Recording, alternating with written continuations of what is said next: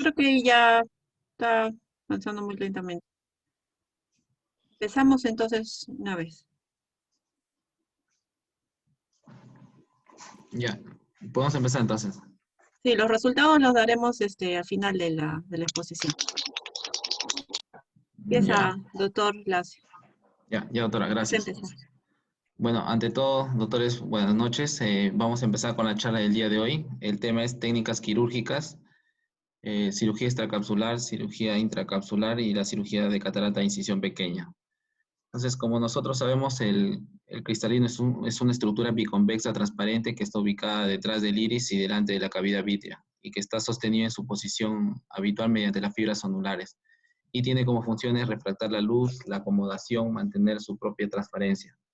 Entonces, también es importante recordar lo que es la estructura. Tenemos que está formada por una cápsula, debajo tenemos el epitelio en la parte anterior, luego tenemos la corteza, el epinúcleo y en la parte más interna el núcleo. Y también tenemos lo que es la cápsula y vamos a ver que va a variar de grosor, ¿no? Entonces acá es importante tener en cuenta que en la parte posterior central tenemos la parte más delgada, ¿no? De 4 micras, de ahí el mayor riesgo de rotura capsular posterior. Entonces la catarata se define como una opacificación que puede ser parcial o total del cristalino y que va a producir una discapacidad visual. En este caso vemos una catarata córtico-nuclear con un núcleo brunescente. Entonces vamos a ver ahora algunos datos históricos con respecto a la evolución de la cirugía de catarata. Bueno, el, el libro más antiguo, ¿no?, que habla de catarata se encuentra en el libro de Tobías en el Antiguo Testamento y ahí se habla, ¿no?, sobre la curación de Tobías, donde Tobías curó a su padre por indicación del arcángel Rafael mediante la hiel de pescado y logró curar la visión de su padre. Sin embargo, digamos, el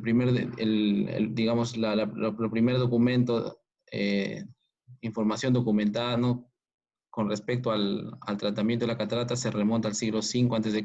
y es el procedimiento de la reclinación. Esto apareció inicialmente en la India, luego se propagó por el Imperio Romano, Europa medieval y África subsahariana. Y el procedimiento básicamente consistía en luxar el cristalino en su posición original hacia la parte inferior. Entonces, de esa forma, el paciente lograba que los rayos de luz enfocaran en la retina y de alguna forma mejoraba la visión del paciente. Las complicaciones de estas técnicas era obviamente la falta de técnica séptica y la retención de cristalino.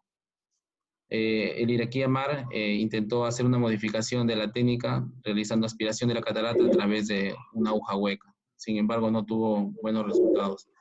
Este procedimiento se mantuvo durante muchos años hasta el año 1746, donde Jacques David realizó la primera extracción de extracapsular de catarata.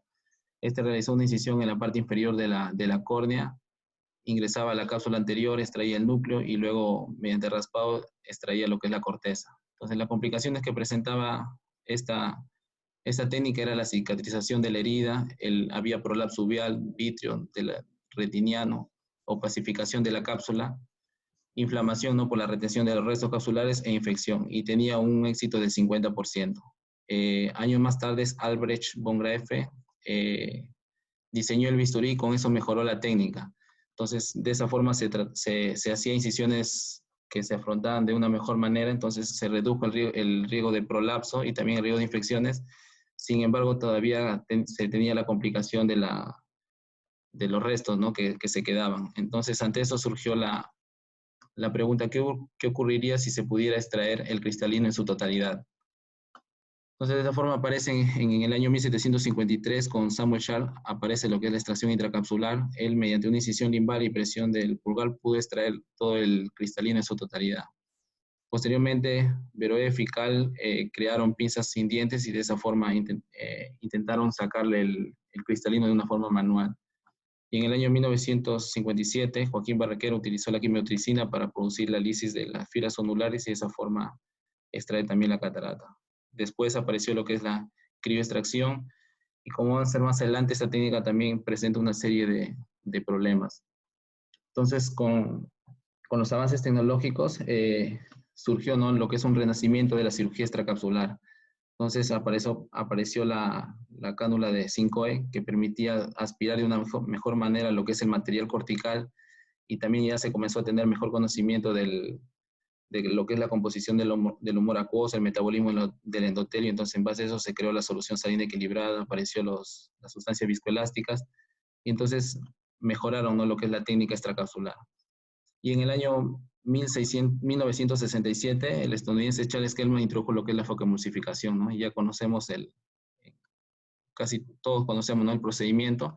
Básicamente esta técnica permitía hacer incisiones más pequeñas, mantener la cámara anterior más estable, el tiempo de recuperación era más corto y el astigmatismo inducido era mucho menor.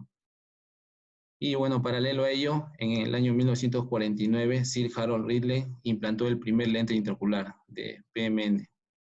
Y bueno, los lentes también han surgido avances tecnológicos en los últimos años, ¿no? En los años 80 aparece el lente plegable, en los 90 los lentes multifocales, y actualmente hay líos ajustables, ¿no?, que después en el postoperatorio se puede ajustar el poder dióptrico, ya sea de forma invasiva o no invasiva.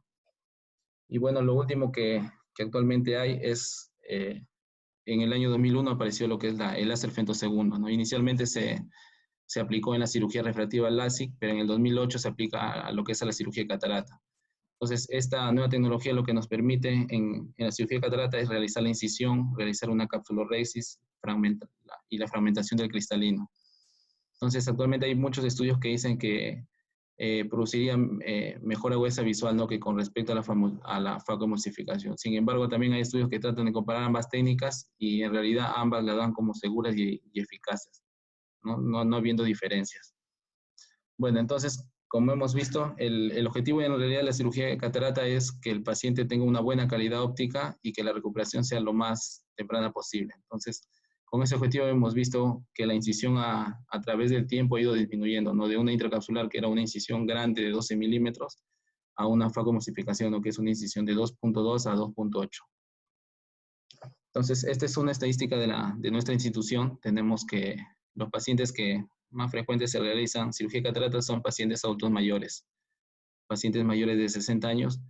Y con respecto a las técnicas quirúrgicas que más se han realizado en los últimos 5 años, tenemos que la principal es la focoemulsificación, ¿no?, que es de color morado, seguida de la cirugía de catarata de incisión pequeña, de la extracapsular, y en casos muy raros se ha hecho cirugía intracapsular. Entonces vamos a empezar con las técnicas. Pues acá es importante que, si bien es cierto, estas técnicas son antiguas, aún no han pasado de moda. Entonces, en realidad es importante que las conozcamos y aprendamos, ¿no?, porque en ciertas ocasiones va a ser necesario aplicar estas. Entonces, es importante que todo oftalmólogo tenga estas técnicas como parte de su arsenal en el caso de casos complejos.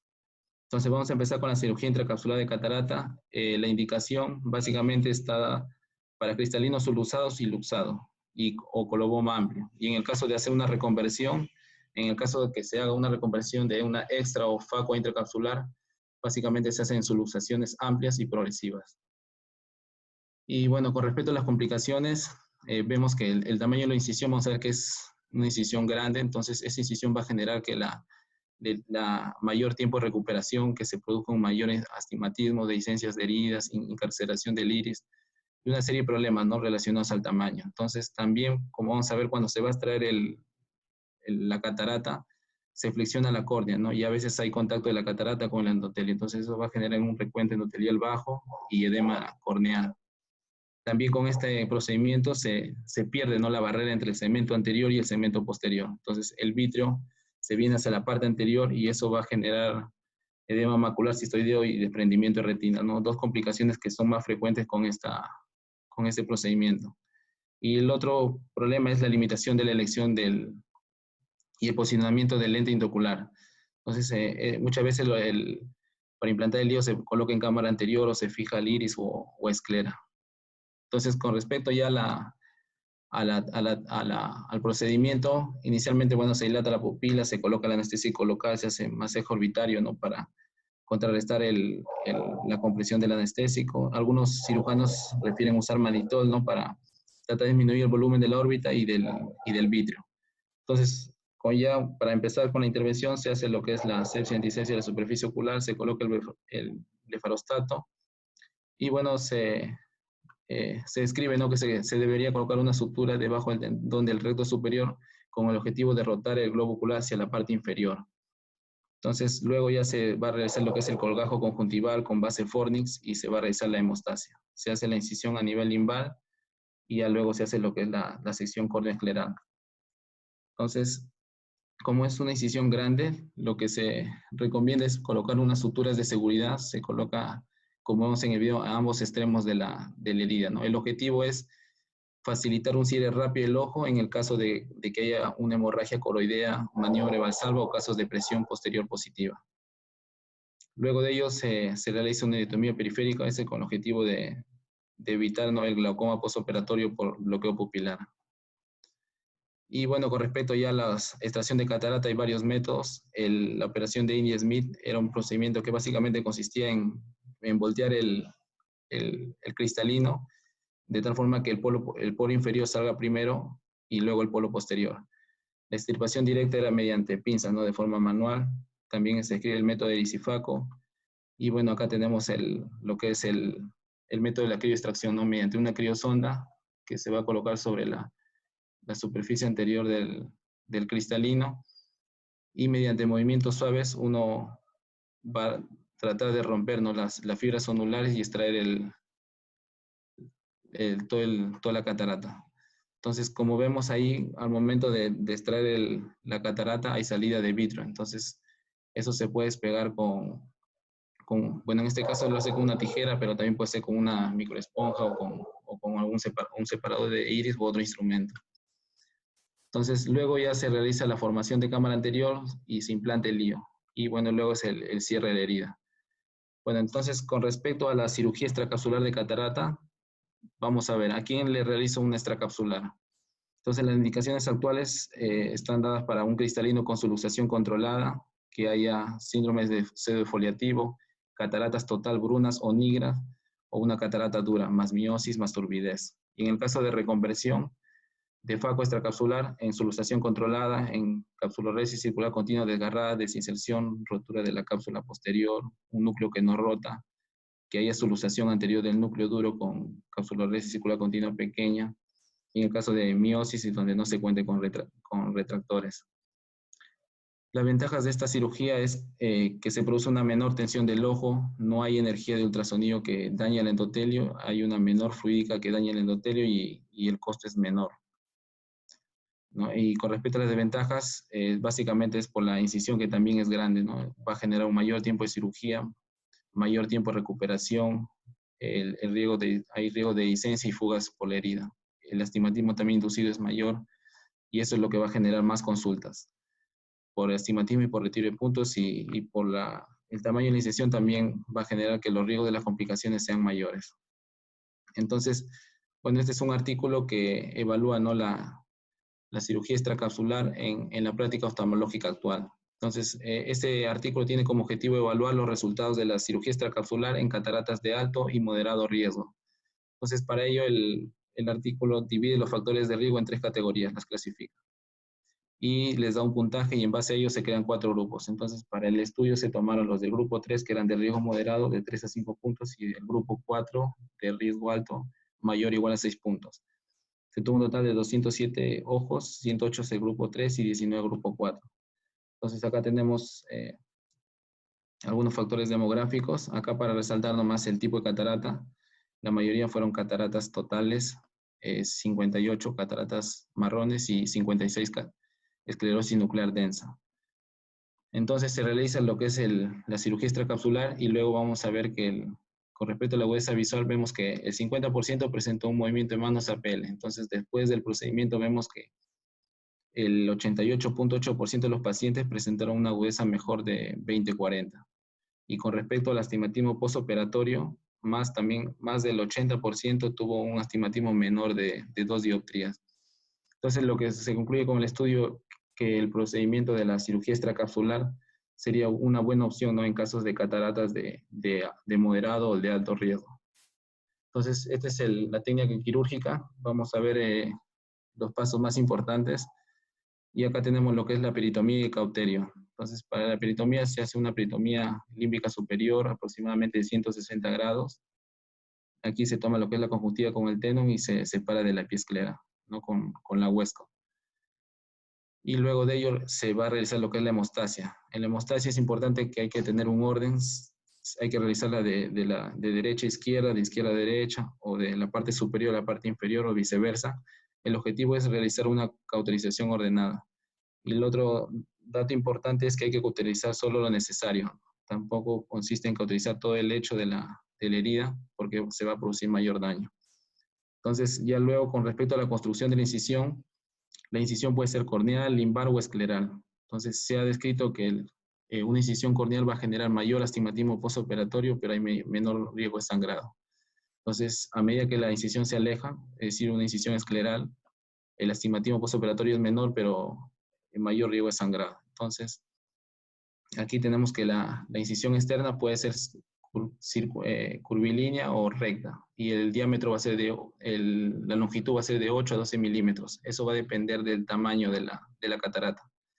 Y con respecto a la incisión en sí, hay varios tipos, puede ser biselado, perpendicular, mixto y de 3 planos. Lo que se recomienda es hacer una incisión de 3 planos. Entonces acá tenemos un OCT de cemento anterior, acá vemos el limbo externo, la transición córneo-escleral.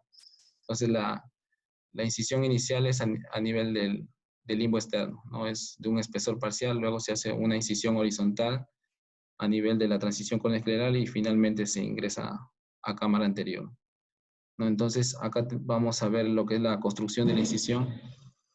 En este caso se está realizando el primer plano con un bisturí. Entonces aquí se toma como referencia para hacer el primer plano, se toma el medio filo del bisturí, más o menos esa es la profundidad a la que se necesita hacer, ¿no? Luego para el segundo plano, ahí ya se va a hacer el segundo plano, este es de forma horizontal y ahí ya se toma como medida el filo completo del bisturí. Y ahí se realizaría el segundo plano. Ya para realizar el tercer plano, inicialmente se hace una incisión de 2 o 3 milímetros, que puede ser con una hoja número 21 o un cuchillete. Primero se hace la capsulotomía y ya luego el tercer plano se va a completar con tijeras, con tijera Westcott, como vamos a ver más adelante. Entonces, aquí tenemos lo que es la capsulotomía anterior. En la cirugía extracapsular, lo que generalmente se hace es una capsulotomía en abrelatas, ¿no? Como vamos a ver acá en el video, se está colocando azul de tripán para pintar la cápsula anterior, se hace el lavado de la cámara anterior y luego vamos a ver que se coloca viscoelástico para proteger el endotelio. Entonces, y aquí va a colocar lo que es el cistítomo. El cistítomo puede ser prefabricado o uno lo puede fabricar con una aguja número 27, se hace un doblez a nivel del cono y luego a nivel del bisel. Entonces, la capsulotomía en abrelatas consiste en realizar pequeños rasgados, de tal forma que se crea una circunferencia más o menos de 5 a 6 milímetros. Y bueno, pero aparte de eso también hay otros tipos, ¿no? Por ejemplo, esta capsulotomía en sobre o también la capsuloresis circular continua. En el caso de que se realice una capsulotomía capsuloresis circular continua, bueno, se hace una incisión en el centro de la cápsula anterior y acá se crea el flap, ¿no? Se crea el flap y con una pinza ya se va construyendo lo que es la capsulorhexis. Entonces, uno hay que valorar el tamaño, ¿no? El tamaño generalmente es de 5 a 6 milímetros, pero si vemos que la catarata es muy grande, pues hay que realizar una capsulorhexis circular más grande. O en todo caso, si se hace muy pequeña, se puede realizar incisiones relajantes para facilitar la salida del núcleo. Bueno, luego ya de eso, como había mencionado, ya se completa lo que es la incisión. Entonces, luego que se hace la capsulotomía, completamos la incisión con la tijera Westcott y luego de eso ya vamos a realizar la extracción del núcleo. Acá lo que estoy presentando es la maniobra de presión contra presión. Entonces, con un gancho muscular va a ser una presión a hora 6 y a hora 12, 2 milímetros detrás del posteriores a la incisión. Uno también hace una pequeña depresión. Y si tenemos un ayudante, el ayudante nos puede ayudar a levantar ligeramente la córnea o con una aguja nos puede ayudar a rotar el cristalino para que salga con mayor facilidad, ¿no? Y acá vemos en el video, ¿no? El procedimiento. Y sale fácilmente el núcleo. Entonces luego, con respecto a la implantación del lío, vamos a colocar, ¿no? El lío en la posición correcta es como está acá en la posición B. Uno coge el lío de la óptica y primero va a colocar en el saco inferior, ¿no? La primera áptica. Y luego ya la óptica la deja en la bolsa capsular como vamos a ver, y ya luego coge la otra áptica y mete dentro de la bolsa capsular, ¿no? Entonces luego ya hay que hacer un centrado de lío. La idea es que las ápticas queden entre las horas 3 y 9.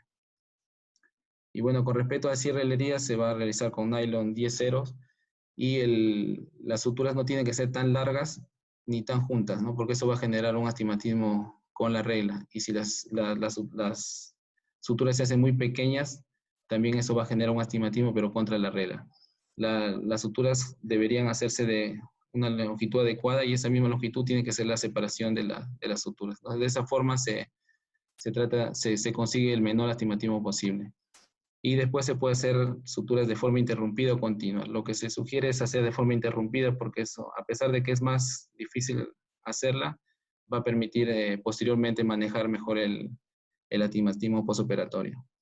Entonces, finalmente vamos a ver lo que es la cirugía manual de catarata con incisión pequeña. Entonces, aquí a diferencia de la extracapsular, la incisión es mucho más pequeña, de 4 a 6. La incisión generalmente se hace a 1 a 2 milímetros detrás del limbo. Se prefiere hacer una capsulorhexis y bueno, la indicación es cataratas maduras, hipermaduras y el astigmatismo inducido es de 1 a 2 o menos. Entonces, este estudio trata de evaluar, ¿no?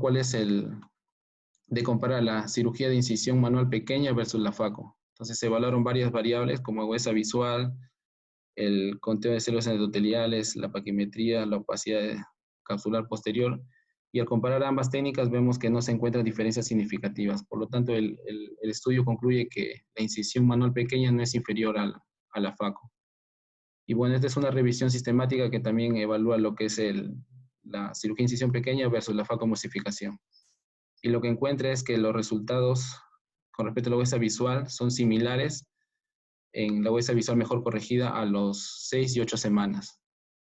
Entonces no hay diferencias con respecto a la agudeza visual. Y lo otro es que el CIS en comparación a la focoemulsificación es de bajo costo, ¿no? Entonces sería una buena opción, ¿no? En países que no cuenten con los instrumentos, ¿no? Para la focoemulsificación. Entonces la técnica quirúrgica también se hace una peritomía límbica superior, no como parecía, ¿no? a la anterior, sino que en este caso es más pequeña. Y acá lo importante es que vamos a realizar una incisión autosellante, ¿no? Es importante esto. Y esto va a tener 3 elementos. Inicialmente se hace una incisión escleral externa, se va a crear lo que es el túnel esclerocorneal y luego ya tenemos lo que es la incisión acorde interna. Entonces, con respecto a la incisión escleral externa, tenemos que el tamaño es de 5.5 a 7.5 milímetros. Y la forma, vamos a ver que hay varias formas, lo vamos a ver en la siguiente diapositiva. La ubicación es 1 a 1.5 detrás del limbo y la profundidad es de 1/3 a 1/2 del espesor escleral. Entonces, en esta parte es importante recargar lo que es el embudo anastigmático de Koch. Este embudo nos dice que el embudo formado por estas dos líneas imaginarias, lo que nos dice que las incisiones que se encuentren dentro de este embudo van a tener un astigmatismo equivalente. ¿Qué quiere decir? Que una incisión, por ejemplo, esta a nivel de la córnea pequeña, tendría el mismo astigmatismo que esta incisión, que es mucho más grande y escleral. Y el otro es que el astigmatismo corneal es directamente proporcional a la longitud de la incisión y inversamente proporcional a la distancia del limbo. Entonces acá tenemos las diversas incisiones, recta, bueno, esta es la recta y la incisión en sonrisa, son incisiones sencillas de realizar, pero que producen cierto grado de astigmatismo. La sonrisa invertida es un poco más compleja, el chero mucho más, pero esta produce astigmatismo mucho menor. Y la de Blumenthal, ¿no? Es que es una incisión recta y luego se hace 2 incisiones oblicuas en ambos extremos. Entonces, aquí vamos a ver algunas de ellas. Aquí en la parte superior izquierda vemos una incisión recta, ¿no? Aquí en la parte inferior, acá vemos que se está haciendo la incisión en sonrisa invertida. Y por ejemplo, acá tenemos lo que es la de tipo chevron, ¿no? Donde el vértice está mirando al limbo. Este es un poco compleja de realizar, pero se describe que el astigmatismo inducido que produce es mínimo o incluso puede ser nulo. Y esta es la incisión de Blumenthal, ¿no? Consiste en realizar una incisión recta y luego se hace 2 incisiones oblicuas en los extremos.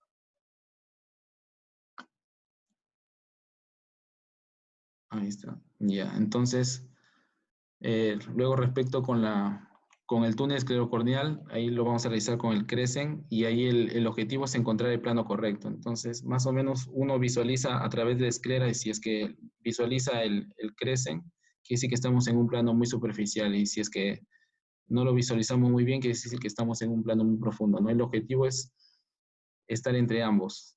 Y bueno, una vez que se ingresa el Crescent, se va a hacer movimientos hacia la derecha, hacia la izquierda y se va a comenzar a construir lo que es el túnel. Entonces, aquí tenemos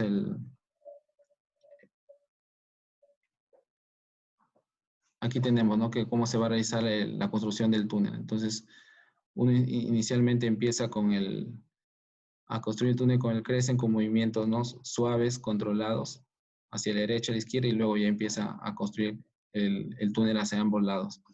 Y aquí hay que tener en cuenta que se hace se comienza a hacer el túnel, pero ya a nivel del limbo vamos a ver que va a cambiar la curvatura por la córnea. Entonces hay que mantener hay que salir un poquito más hacia afuera para mantener la curvatura corneal, ¿no? Y mantener la profundidad.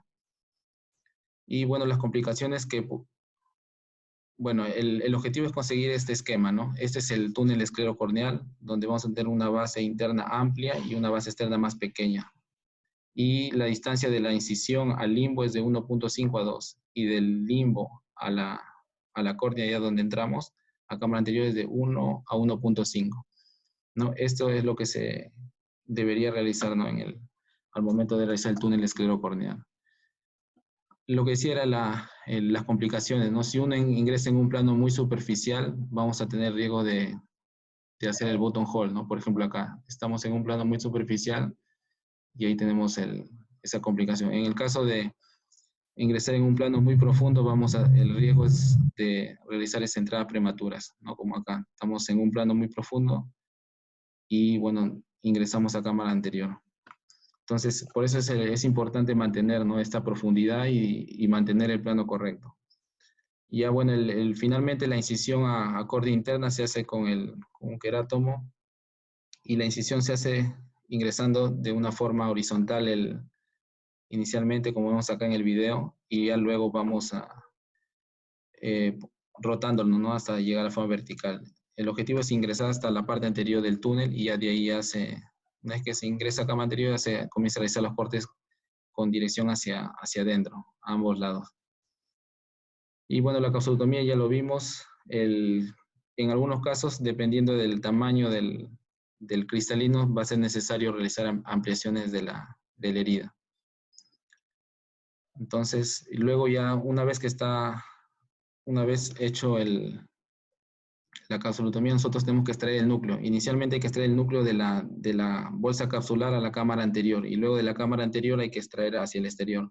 Entonces, para uno extraer de la bolsa capsular a la cámara anterior se puede hacer con hidrodisección o con ayuda de un zinque. Y ya después para extraerlo hacia el exterior, ahí vamos a ver que hay varias técnicas. Entonces, la hidrodisección consiste en colocar una cánula, inyectar fluido y vamos a ver que el fluido, acá podemos, no sé si se puede visualizar la onda de fluido y a medida que uno va inyectando, la onda va avanzando.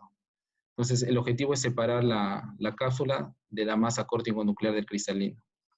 Y en algunas ocasiones eso hace que el cristalino se luce, no a cámara anterior. En caso que no, se puede realizar como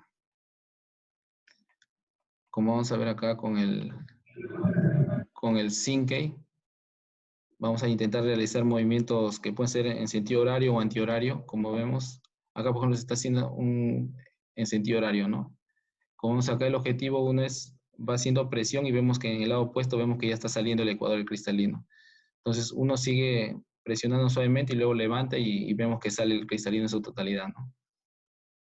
Y bueno, también hay la maniobra bimanual, ¿no? Para usar el cristalino.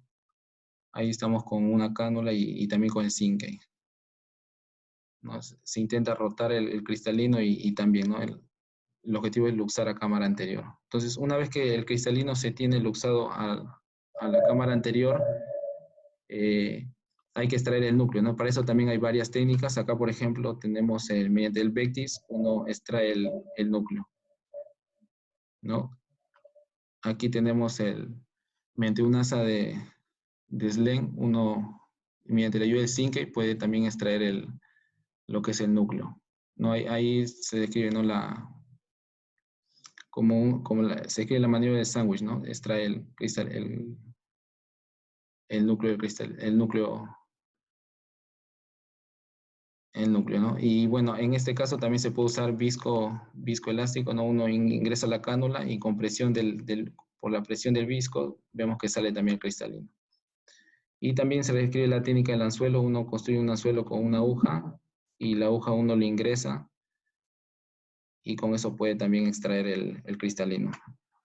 Entonces, otra forma también es hacer la facofractura. Entonces, el objetivo acá es fragmentar la catarata en partes pequeñas y de esa forma facilitar la salida, ¿no? Por la incisión pequeña que hay. Y se puede realizar en 2 partes, 3 partes, en 4 o más. Entonces, aquí tenemos algunos ejemplos. Por ejemplo, acá tenemos una espátula y un trisector de núcleo. Entonces, uno hace compresión y extrae la parte central del cristalino. Y ya luego con una pinza ya puedes traer las otras 2 partes. Y aquí tenemos, por ejemplo, otro ejemplo que es mediante una asa metálica. Uno ingresa una asa metálica y el objetivo es partir el núcleo en 2 y ya estando partido en 2 ya aún es más fácil la extracción, ¿no? Por partes. Entonces ahí vamos a ver que se puede retirar cada parte fácilmente, ¿no? Y bueno, luego es la remoción de restos corticales, se hace con la cánula 5E. Y bueno, luego ya se realiza también lo que es la inserción del lío y el cierre de la herida, ¿no? Y bueno, eso es todo y muchas gracias por la atención. Muchas gracias, Giancarlo. Yo, Por motivos de tiempo, vamos a pasar inmediatamente a la charla del doctor García. Doctor García, ¿usted me dirá, está listo? Doctor García, como les mencioné, es médico staff del Instituto Nacional de Oftalmología, pertenece al Departamento de Retina y Vitro y jefe actual del servicio de SOPSO.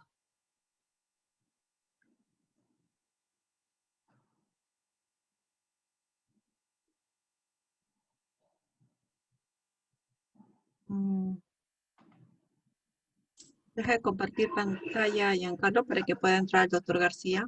Hola, ¿me escucha Yané? Sí, me escucha. Sí, Ya.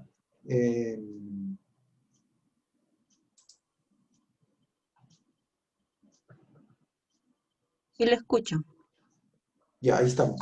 Bueno, yo voy a hacer la parte, la experiencia que he tenido con respecto a estas 3 técnicas quirúrgicas. Vamos a empezar con lo que es la intracapsular.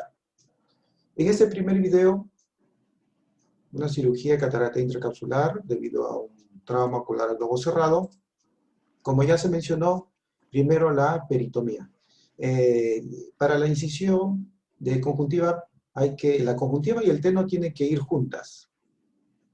Mano izquierda hace una carpa, mano derecha ingresa, disecciona y corta. En el camino siempre nos vamos a encontrar con teno que se ha quedado ahí, hay que sacarlo, terminar de cortar, porque sangra el teno y esto no va a ser bueno cuando nosotros hagamos la incisión. Teno que vean, terminar de sacar si es que no se ha podido cortar bien. La cauterización, como ya se mencionó, la necesaria. Vean como la mano izquierda, la punto 12 tiene que ir los 2 dientes hacia abajo y el otro diente hacia arriba. En esta vez estamos utilizando una hoja Beaver que se presta muy bien. La hoja Beaver tiene un buen filo y por el diseño, en un solo trazo podemos hacer un bonito dibujo de la incisión escleral. En un solo tiempo, de extremo a extremo. Y pueden repasar nuevamente hacia el lado contrario. Pero de preferencia, como digo, en un solo acto para evitar hacer flaps esclerales, ¿no? Después de hacer la incisión vertical viene la segunda, que es la horizontal. Ven ahora el filo de la hoja, como transcornealmente se puede visualizar, quiere decir que hasta ahí estamos bien en la entrada, ¿no? Levantamos con la mano izquierda el labio superior y vemos cómo se nota el iris, quiere decir que estamos ya en buen camino.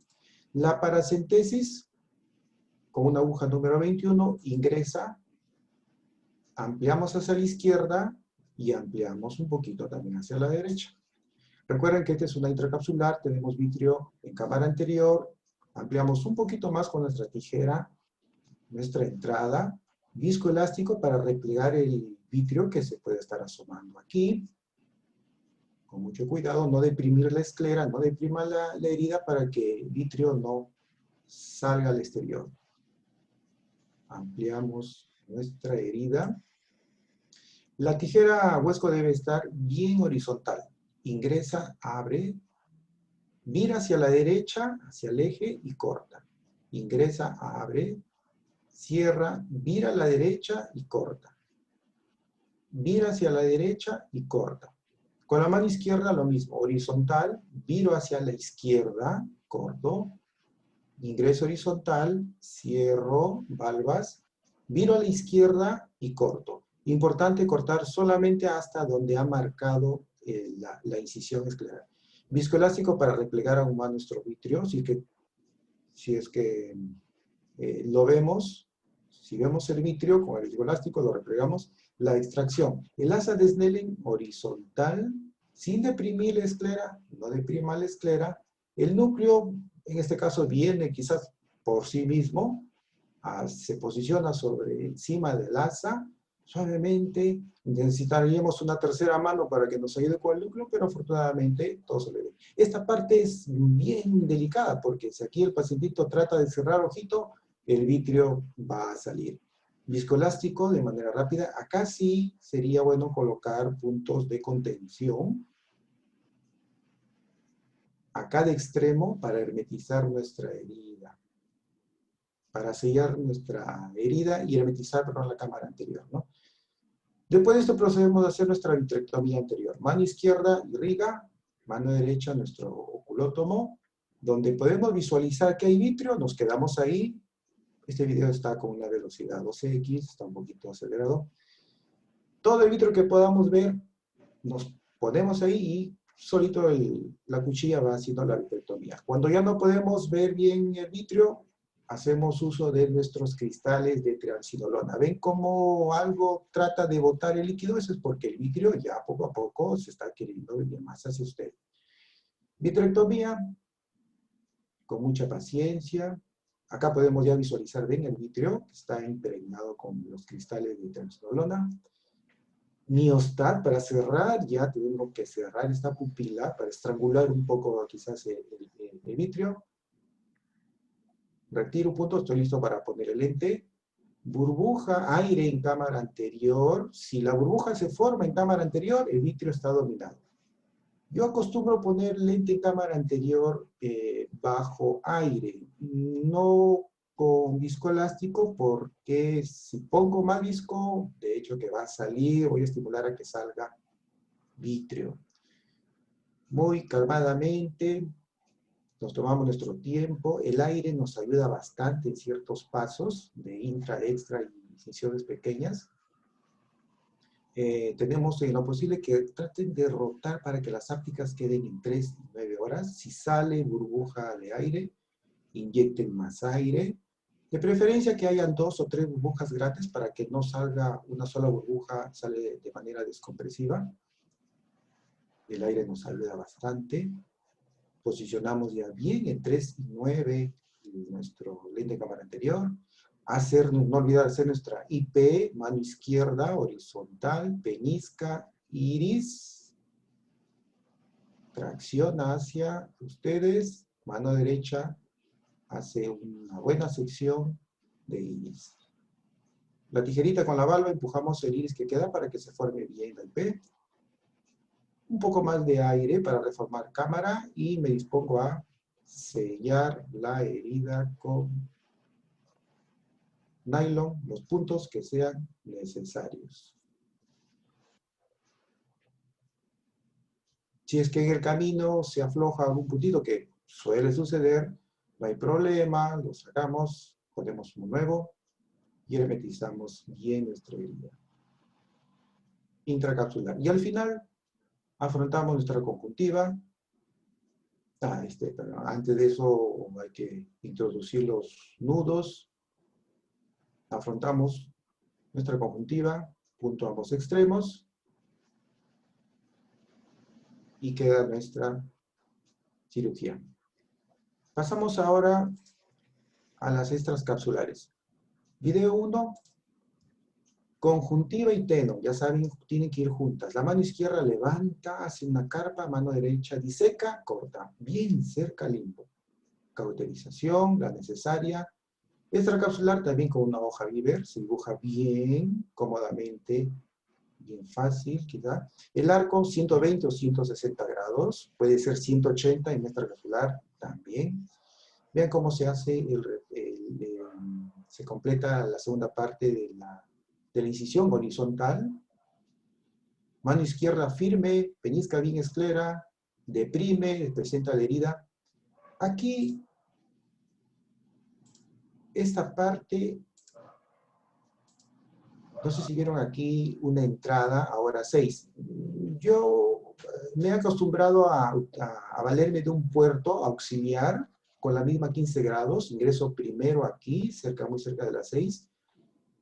Y lo utilizo para aspirar el resto de las 12. Después de hacer este puerto de auxiliar, que es opcional, a mí me ayuda mucho, siempre lo hago, es opcional. Después hago la paracentesis con la aguja 21 o puede ser con la misma 15 grados. Ingresan, mano izquierda levanta el labio, mano derecha ingresa la hoja y salen cortando.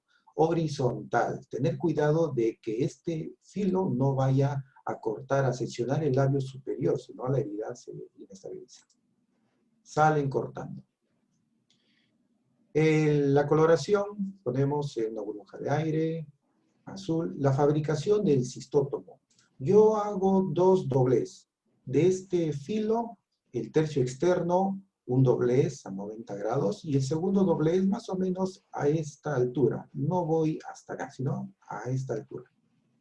Fabrico mi cistótomo.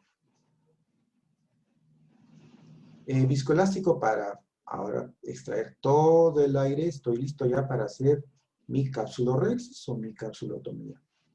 En este caso fue una circular continua. Las extracapsulares se pueden hacer circulares continuas si es que el ojito se presta para esto. Tiene que estar bien dilatado, el ojito tiene que estar inmóvil. Como verán, muy lentamente. Una condición es que tiene que estar bien a la periferia. Un diámetro, como ya se mencionó, de 5 a 6 milímetros, lo más periférico, lo más cerca al iris, hacer la circular continua. Esta parte, cuando estoy en el arco de las 12, es un poquito trabajosa.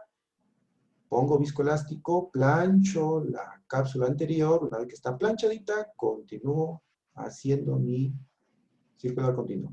Puedo utilizar mi trata también, no hay problema, es mucho más cómoda. Saber que ha sido en 360 y hay que extraerla. Con la curva tienen que sacar, tienen que ver para que estén seguros de que se ha hecho en 360. Y después hacemos la ampliación de la herida.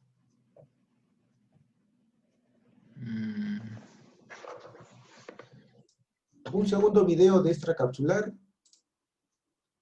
Ya saben, conjuntiva y teno tienen que ir juntas. Diseca y después se corta. Diseca y corta. Esta parte izquierda siempre se van a encontrar con teno en el camino. No duden en, como les dije, en terminar de limpiar bien ese teno, porque no se le va a dificultar para hacer una buena incisión. Esta incisión ya fue utilizando una hoja Crescent. Es un poquito más trabajosa dibujar la incisión, como verán, pero se logra hacer. Mano izquierda tiene que estar firme, presentarse a ustedes, a sí mismos. Hacemos la parte del túnel, levantamos el labio. Cuando la hoja, ustedes pueden ver a través de la córnea el filo, ya estamos a buena distancia. No apresurarlo mucho porque si no vamos a hacer la entrada prematura, ¿no? Levantamos el labio superior y ven una parte oscura del iris, hasta ahí quiere decir que hasta el labio superior está bien hecho. Esta parte que es opcional, ya saben, paracentesis con 15 grados, entra y sales cortando. Si es que no puedo poner el colorante por aquí, no me hago problema, no insisto, me voy por un puerto auxiliar, aire y colorante. Le damos unos segundos que se impregne, fabrico mi cistótomo mientras tanto, amplío un poquito más, ya que no pude antes entrar. Retiro la burbuja de aire con viscoelástico. Hay que extraerlo. Si es que a veces queda una burbujita ahí, fácilmente con el cistótomo aspiramos y sacamos la burbuja que quedó. Y esta vez sí fue en abrelatas. La idea es perfora, utilizo la punta de la aguja, me poso encima de la cápsula, perforo, desgarro y levanto la aguja y me voy a otra zona. Perforo, desgarro y levanto. Perforo, desgarro y levanto. Y así, hacer una rueda, otra rueda en 360, esta es la segunda pasada, perforo, desgarro y levanto. La segunda pasada es para ya unir esas micro incisiones que voy haciendo. Y en la tercera pasada ya trato de toda la cápsula anterior, llevarla hacia el centro y estar seguro de que ha sido seccionada en 360. Y después tienen que sacar, tienen que visualizar la cápsula anterior con su pinza curva. Marcar su curva. La ampliación de la herida. Ya saben, la tijera horizontal. Estoy con la mano derecha, viro hacia la derecha y recién ahí hago el corte. Ingreso, cierro, viro a la derecha y ahí hago el corte. Cierro, viro a la derecha y hago el corte. Únicamente hasta donde la hoja crece, ha demarcado la herida, no más, solamente hasta ahí, no avance más, porque si no la herida no va a ser hermética. Aquí hay un detalle, este paciente fue posoperado, se le hizo una vitrectomía posterior, lógicamente este ojito ya no tiene el tono que nosotros acostumbramos sentir, y al hacer la maniobra de contrapresión para extraer la catarata, no va a ser sencillo. No es sencillo hacerlo, no se pudo hacer. Entonces, me anticipo yo a una posible complicación, entonces cambio mi plan quirúrgico. No le voy a hacer contrapresión, sino que voy a utilizar una parte de la incisión pequeña que es la luxación del cristalino. Vean, no se puede, no se va a luxar con contrapresión, entonces tengo que primero rotar. El cistótomo, lo fijo a las 12, roto hacia la derecha, otra rotación, 360 si es posible, y en la tercera, roto y trato de luxar. Cuando el borde del cristalino ya se asoma encima del iris, ya está prácticamente la batalla ganada, y la cánula del viscoelástico hace lo demás. Viscoelástico primero al ángulo, y después con la punta de la cánula empiezo a girar para horizontalizar el cristalino. Muy suavemente extraigo el núcleo que ya estaba luxado a cámara anterior. El lavado también tiene sus partes, sus tiempos. Primero es irrigación. Primero no veo el eje, está opaco, turbio por los restos. Primero tengo que irrigar, solamente irrigar, limpiar. Y cuando ya visualizo el eje y la cápsula posterior veo que está al fondo, recién aspiro. ¿Ya? Un punto, hermetizo la herida, termino de aspirar los restos que tenga, utilizo mi puerto auxiliar para cómodamente aspirar el resto de las 12, que es el resto más difícil y más peligroso de extraer. Cómodamente saco los restos. Retiro el punto porque ya estoy listo para poner el equitrocular. El visco también tiene sus momentos como aplicar, en qué partes. El lente, mano izquierda firmemente sujeta el labio inferior, mano derecha agarra la áptica, no la sueltes, nuevamente, no la sueltes, mira a la izquierda, las ápticas tienen que quedar en 3 y 9 horas, nos olvidamos del rotador, o también podemos usar el cistótomo, pero para los que están iniciando, el rotador utilicen. Me gusta mucho usar la burbuja para darle forma a la cámara anterior y cerramos nuestra herida con nuestros puntitos, los puntos que sean necesarios.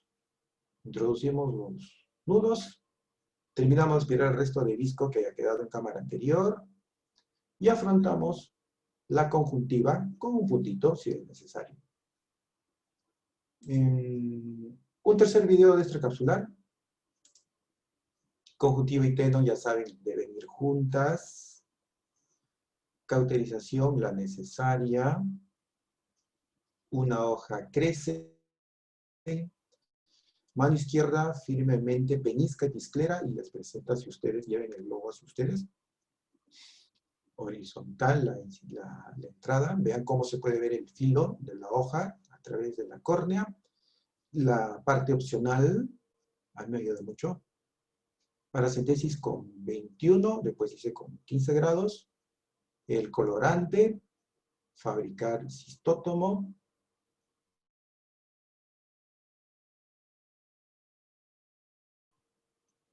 Sacamos la urbora, desgarra, levanta. Es importante levantar antes de saltar a otra parte, porque no arrastre, pueden arrastrar la cápsula anterior y se complica. Hay que levantar la agujita. Si no puedes terminar abajo, utiliza nuestro puerto auxiliar para terminar de hacer el abrelatas. Extraer la cápsula anterior, tienen que visualizarla, importante para los que recién se inician, tienen que verla. La apertura de la herida, tienen que virar hacia mano derecha, viran a la derecha, recién cortan, y solamente hasta donde la hoja crece la está demarcada. Acá sí es contrapresión. Mano izquierda firmemente deprime la herida, mano izquierda fuerte, mano derecha empieza a deprimir, y las diferencias de fuerzas hacen que el núcleo salga. Necesitamos una tercera mano, pero bueno. En las extras a veces va a suceder la mayor de estas, esto. Aquí nuestra córnea sufre. Se fragmenta la DSM, por eso aparecen pliegues de DSM al siguiente día. La aspiración de restos, el puerto, que a mí me ayuda mucho en desde esta zona. Lentamente. Y viscoelástico para colocar nuestro lente intraocular. Mano izquierda, fija, les presenta a ustedes lo horizontal, lo pone bien vertical el ojito, mano derecha, agarra la áptica y viras hacia la izquierda, ¿no? No soltar aún, no soltar aún. Cuando la áptica ya está en horas 3-6, sueltas. Con el rotador o con el cistótomo agarramos el lente y lo terminamos de posicionar en 180. Las ápticas a 3 y 9, no olvidar eso. Cerramos nuestra herida con nylon. 2 puntos que sean necesarios, introducimos los nudos, afrontamos, cerramos conjuntiva, verificamos la permeabilidad, que no haya fuga con nuestra microesponja. Pasamos a los 2 últimos videos, incisión pequeña, conjuntiva y teno, van juntas. La mano izquierda hay que levantar, hacer como una carpa, y mano derecha ingresa la tijera y divulsiona muy bonito. En esta ocasión hicimos una sonrisa invertida. Se nos pasó un poco, fue muy curva, fue de 8 milímetros la incisión. También la catarata se veía que era bien amplia. La fabricación de los bolsillos. La paracentesis.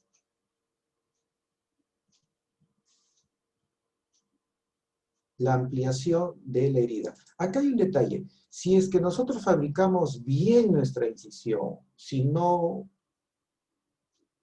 pellizcamos mucho el labio, si mantenemos una herida limpia, y hacemos una herida limpia, nuestra incisión va a ser hermética. Tanto así que aquí quería demostrar de que llenando cámara anterior con aire, fácilmente puedo ampliar la herida, porque la incisión ha sido hermética. Miren cómo fácilmente puedo ampliar la herida. Ingreso, salgo cortando. Ingreso, salgo cortando. Ingreso, salgo cortando. Lleno ahora sí cámara anterior con el viscoelástico y hago un abrelatas. Perforar, desgarrar, levantar, retroceder.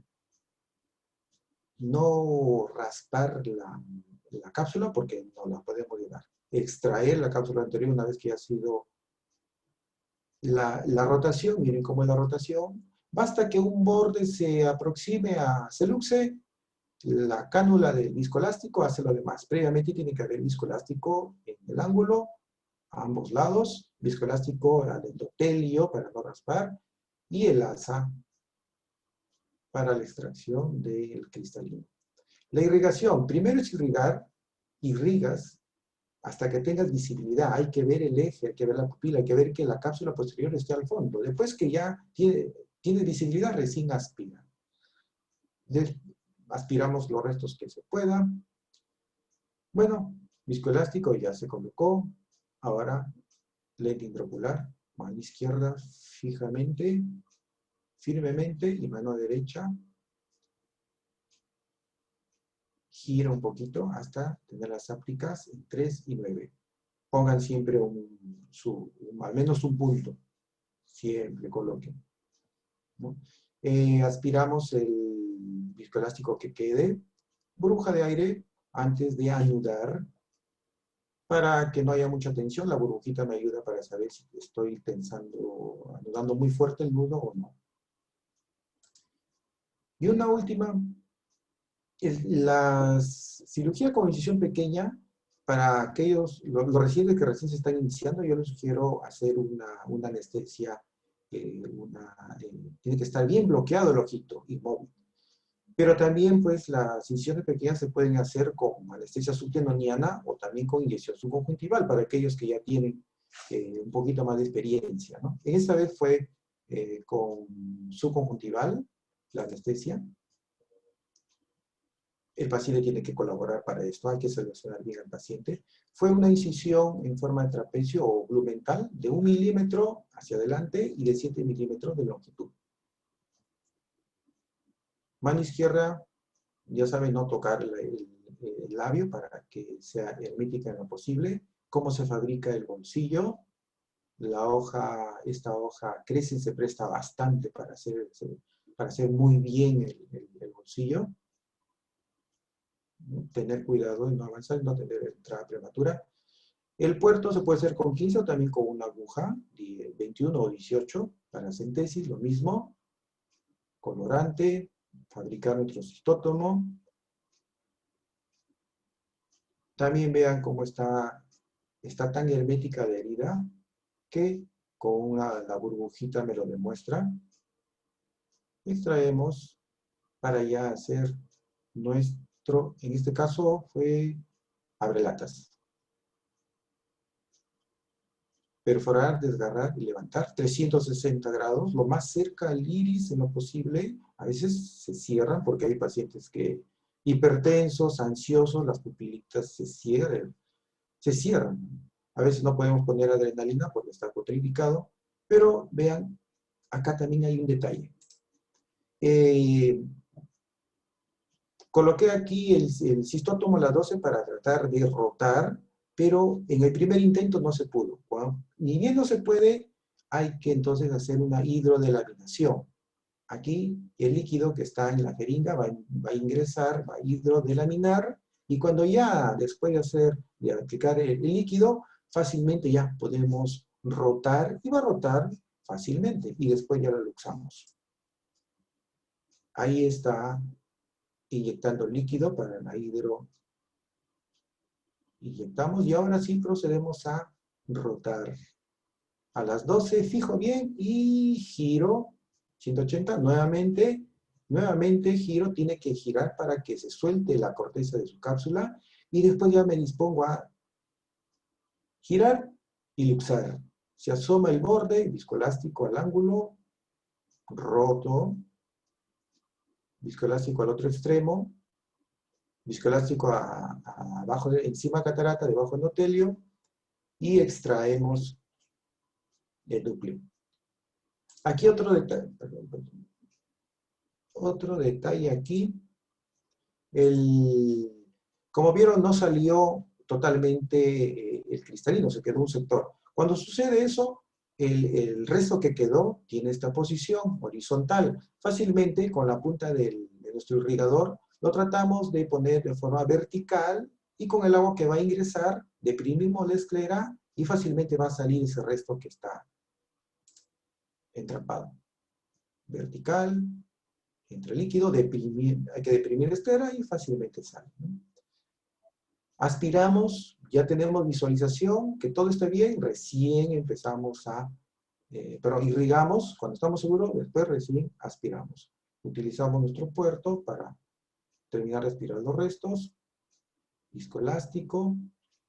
El viscoelástico va primero aquí al iris, después al saco, para que el saco se amplíe un poco a la izquierda, a la derecha, y al salir, visco al iris también, al salir. Colocamos lente intraocular, ya saben, hay que ponerlo en 3 y 9, si no está así, con nuestro rotador, agarramos la axila, la unión de la áptica y la óptica, ponemos 180, 3 y 9, y aspiramos el visco que ha quedado. Siempre ponemos nuestro puntito, la incisión fue de 7 milímetros de longitud, y cerramos conjuntiva también con un punto. Bueno, esta es la experiencia que yo les he querido compartir. Disculpen quizás muy rápido las ediciones, pero quise mostrar varias formas de cada uno de ellos. No sé si los presentes tuvieran alguna inquietud o compartir alguna experiencia también de parte de ellos. Muchas gracias, doctor García. Brillante exposición. Sé que usted tiene bastantes años de experiencia, no solo en el servicio, bueno, ahora que está de retina, sino viajando muchos años también por DESOPSO, así es que debe haber visto toda clase de casos. Le agradecemos mucho su ponencia. Igualmente al doctor Lacio. Hay algunas preguntas de las participantes. Una pregunta es, doctor, pregunta, el túnel escleral, ¿cómo lo prefiere hacer? Principalmente se hace desde el centro o en la técnica de Minú, desde el centro, puede ser los costados o eso depende de cada cirujano, esa es la pregunta. Ya. Cuando uno tiene una entrada prematura, lo primero que va, la primera que se va a entrar va a ser por el centro. Entonces yo prefiero hacer primero por los costados. De los costados voy avanzando hacia el centro. De los costados, ya sea puedo empezar por el costado derecho, hago bien mi bolsillo y voy avanzando hacia el centro y después me paso hacia el lado izquierdo. Pero trato de dejar el centro al final para evitar hacer la entrada prematura.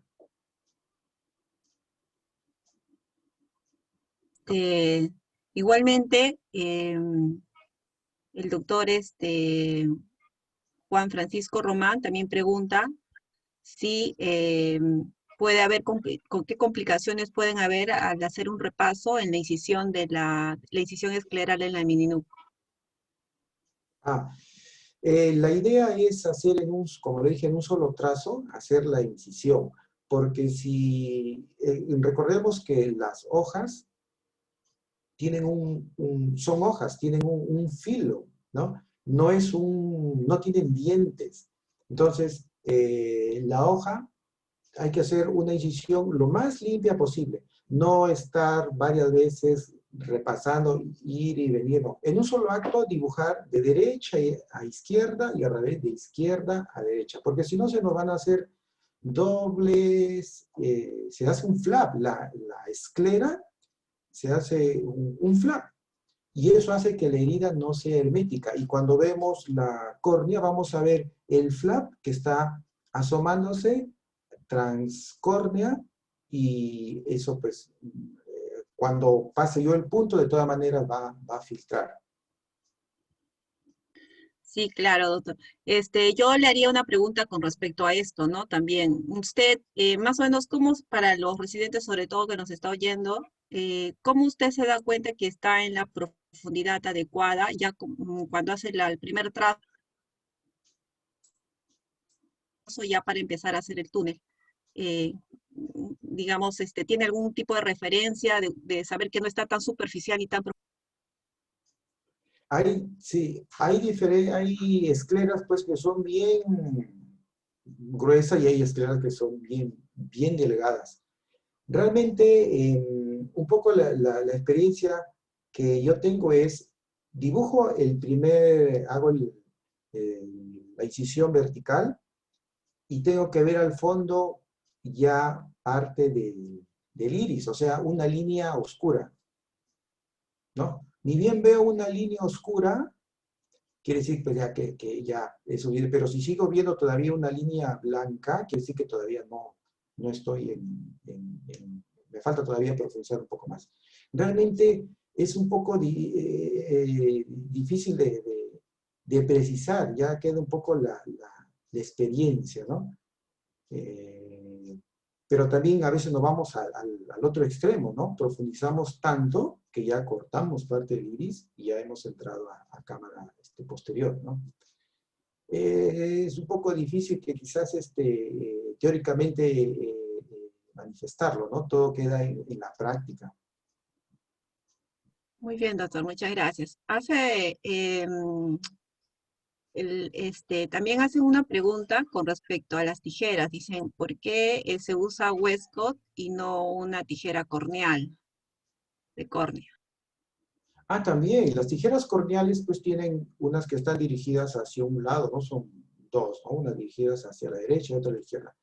Se puede usar también, si tienen ese instrumental de este tipo, lo pueden usar también. Pero nosotros en INO nos han enseñado a utilizar la tijera Westcott, a sacarle provecho para hacer esos cortes en extra. Un poco la práctica era, pero con la otra tijera va también muy bien la incisión, el corte es mucho más, más preciso, ¿no?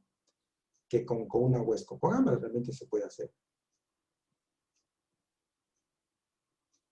El doctor Francisco Cirineo comenta que la contrapresión, me imagino en las extras capsulares, es a veces, muchas veces dificultosa, ¿no? En pacientes hipotónicos, miopes altos. ¿En algunos otros casos más ha visto usted, doctor? Digamos, ¿en qué casos hay ese tipo de dificultades que no funciona la contrapresión? Cuando la pupila se cierra demasiado, o de lo contrario, cuando hemos hecho la capsulotomía, hemos hecho una capsulotomía con un diámetro de 4 milímetros, muy pequeña. Capsulotomías muy pequeñas. Ahí sí el núcleo no va a salir. Pues. Por más contrapresión que hagamos, no va a salir. Yo creo que la base está en hacer la capsulotomía, ¿no?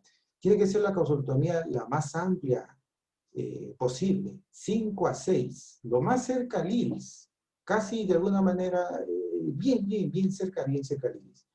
Si es que es bien grande ese diámetro, créame que cualquier catarata madura o hipermadura va a salir.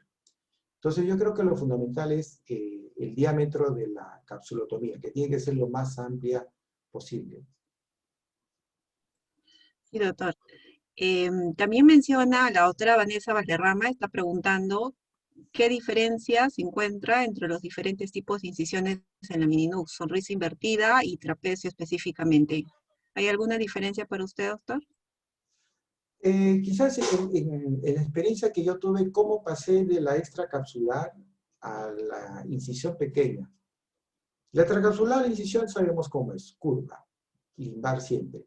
Después yo noté que empecé a hacer unas incisiones lineales hasta de 8, hasta de 9 milímetros, lineales a 1.5 de distancia de limbo. Y esos lineales ponía a lo más 2 puntos a ambos extremos. Después de esas lineales de 8 o 9 milímetros, podemos ir acortando la distancia a hacerlas a 6 milímetros, pero con una relajante hacia la derecha, o 6 milímetros, una relajante hacia la izquierda. Y poco a poco ir aminorando a 5 milímetros, pero ya con dos relajantes.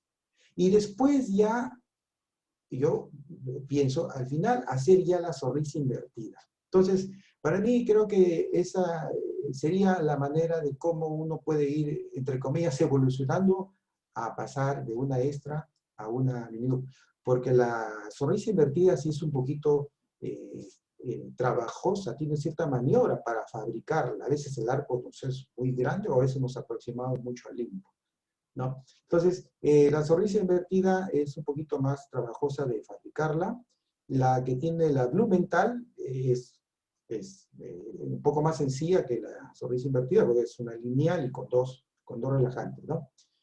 La primera sí es un poquito más trabajosa trabajosa de hacer, ¿no? Ujú. Doctor, y con respecto a aprovechando esta pregunta, cuando hace uno las relajantes en la tipo Blumenthal, usted más o menos qué ángulo le da, ¿no? Porque eso es importante también para ver efectos del astigmatismo, ¿no? ¿Calcula usted el ángulo o simplemente más o menos, cómo es que usted ve cuánto es el ángulo que tiene aquí las relajantes? Eh, la manera que yo lo hago es, después que termino de hacer la incisión longitudinal, inmediatamente cuando estoy ya con la cuchilla dentro del labio, ahí viro hacia la derecha y rasgo, entre comillas, rasgo y ahí es donde hago la relajante. No hago lo relajante desde afuera, no la dibujo desde afuera, sino cuando ya estoy metido en la herida, viro hacia la derecha y rasgo y ahí fabrico la relajante. Realmente no le he tomado algo así puntual a ponerle a cierta graduación, pero Sí. la fabrico según a cómo la hoja me va llevando y un poco fijar bien para no hacer pues tan amplia, ¿no? Igual para el lado izquierdo lo mismo, ¿no? Sí, yo, bueno, por lo que puedo comentar en mi experiencia, no sé, a ver si alguien más podría comentar, pero digamos, en mis primeros años, yo hago sonrisa invertida, pero me enseñaron, por ejemplo, que en las relajantes de la Blumenthal, que coincidiera con los rayos de la córnea, ¿no?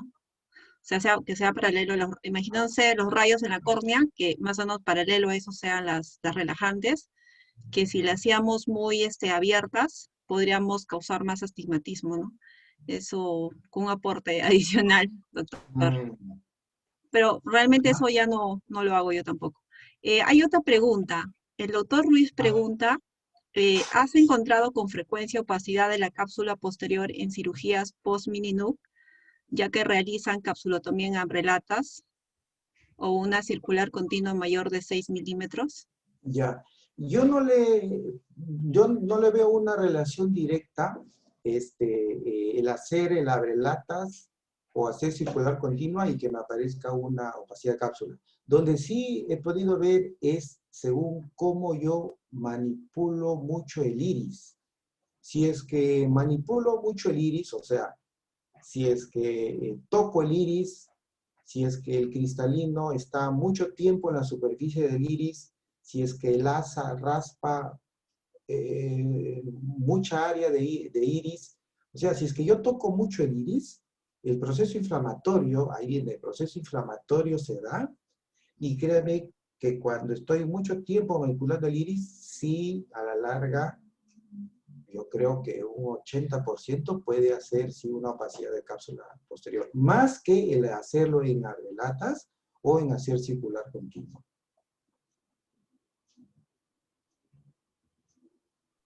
El doctor Mantilla nos hace un aporte, dice que es básico hacer una buena incisión de extracapsular en el primer corte, perpendicular a la esclera, luego horizontal, ¿no? Claro que mencionó. Y el corte con huesco debe ser también perpendicular para formar un segundo escalón para que la herida quede herméticamente, ¿no? Ujú. Este, mm, a ver, el doctor Joseph Maita nos menciona, presentaron un artículo comparando la técnica de FACO y la de incisión pequeña, obteniéndose similar agudeza visual a los 6 meses de seguimiento. ¿Se refiere a la agudeza visual mejor corregida? Creo que esa pregunta es para el doctor Lacio. Sí, sí, en el artículo comparan la agudeza visual con FACO y con la incisión pequeña, primero con visión no corregida y se encontró que era mejor en FACO, pero en agudeza visual corregida era igual en ambas, ¿no? No había diferencias significativas en ambas, a los 6 a 8 semanas que se presentó en el estudio, pero es corregida.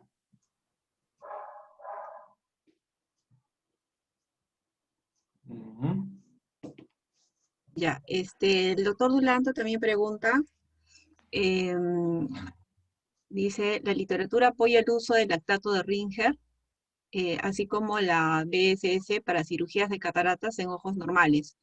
La pregunta de él es si tiene alguna experiencia con el uso del lactato Ringer. La verdad que no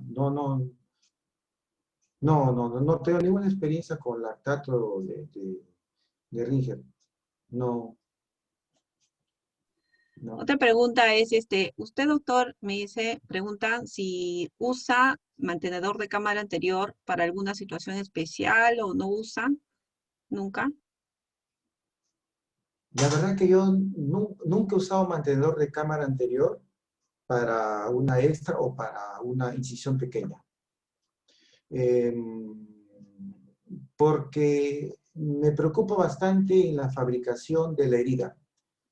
Mi herida, si es que es hermética, si no tiene flaps, no va a haber prolapso de iris. Si es que basta que el iris prolapse en un sector muy pequeño, el iris se asome al exterior, ya esa heridita ya no es hermética.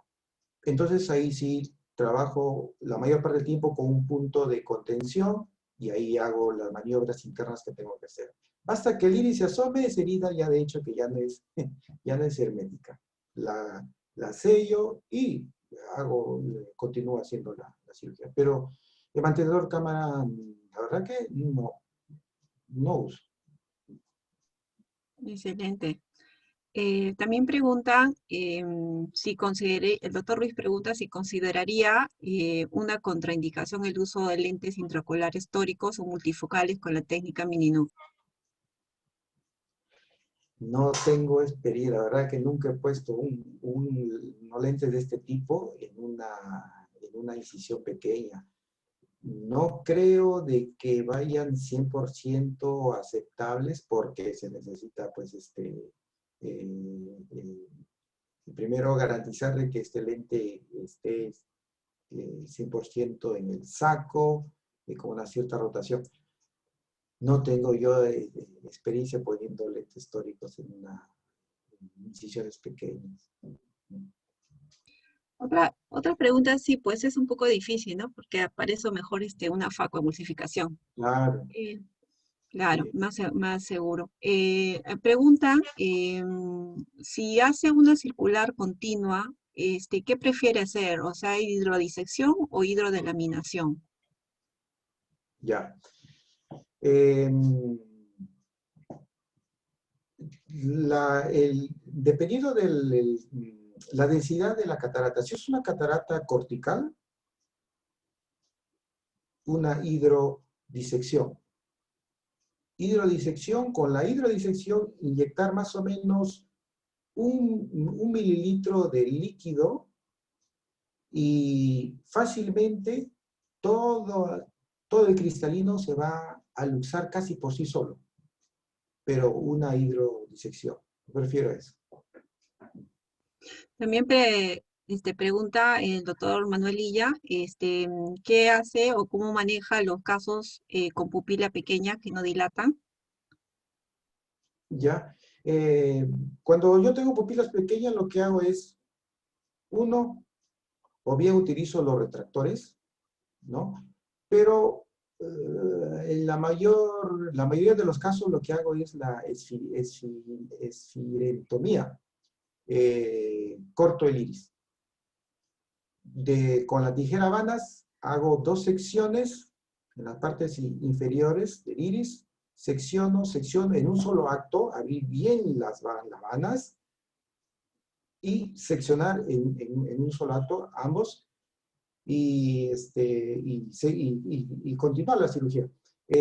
Mientras mucho manipule yo el iris, es que estoy lentamente tratando, no, voy a tener mucho pigmento, pero de un solo acto, la vanas ingresa, hace el corte en la parte inferior del iris, 2 sectores bien, ¿no? 2 secciones bien largas y la pupila se va a abrir. Claro que al final pues va a quedar una pupila discórica, pero ¿es eso una pupila discórica o es enfrentarme a una posible complicación, ¿no?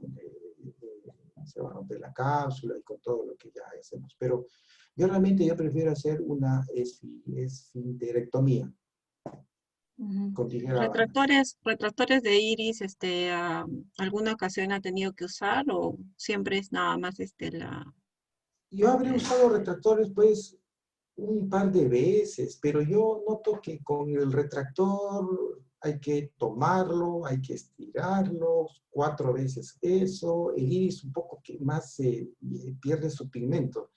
Y el lente, pues con los días se va a quedar con la pigmentación encima del lente. Mientras que con el corte del iris, la verdad que muy poco pigmento me queda encima del lente, ¿no? Yo creo que los retractores, al menos a lo que mi experiencia mucho, manipulo el iris y me va a quedar más pigmento. Muy bien, doctor. El doctor José Núñez pregunta, ¿en qué casos podría usted realiza incisión vía temporal? Las temporales ya pues, están indicadas para ojitos pequeños, ojos bien hipermétropes, ojos que tienen ojos pequeños y hundidos, ojitos que tienen el reborde superior óseo bien pronunciado, ¿no? Ojitos que tienen ya una cirugía de glaucoma previa, una trave ya previa, ¿no? En esos casos, sí tenemos que hacer la incisión por abordaje temporal. Y igual puede ser también una longitudinal, pero bien amplia, ahí sí. Yo acostumbro a hacer bien amplia, en ojos pequeños, abordaje temporal, casi de 8 milímetros, para tratar o sea, porque el cristalino sigue teniendo su diámetro grande. No por el hecho de ser un ojito pequeño, me doy cuenta de que va a ser el cristalino también pequeño y sale por una incisión de 7 milímetros. Yo hago una incisión de 8, casi 9 milímetros temporal y sale el cristalino. Perfecto. Hay casos también en glaucoma, ¿no? Que con traves. En algunos casos, los de glaucoma suelen operar por vía temporal también, ¿no? Lo que he visto. Claro. Eh, pregunta el doctor Velasco Stoll, ¿cuál es el astigmatismo promedio en su cirugía y su evolución en el tiempo? Si nos podría decir. El punto que colocamos en una incisión pequeña nunca debe ir a las 12. Siempre tiene que ir o bien a su derecha o bien a la izquierda. Pero en los casos, pues, donde quizás el pulso mucho hemos anudado el punto, me queda de un astigmatismo de 1.5 o de 2, que ya pues en el camino tenemos que eh, retirar ese puntito, ¿no? Para disminuir ese astigmatismo que queda. Pero nunca poner el punto a las 12, ¿no? También pregunta el doctor si alguna vez, digamos, ha ubicado la localización de la incisión de acuerdo al astigmatismo previo del paciente, supongo para disminuirlo, me imagino, o tratar de mejorarlo. Eh, la verdad que no me he puesto tan acucioso quizás en esta parte de darle la incisión a cierto eje según lo que manda lo que nos bota la biometría o el grado de astigmatismo. No le he dado tanto énfasis a esto, no.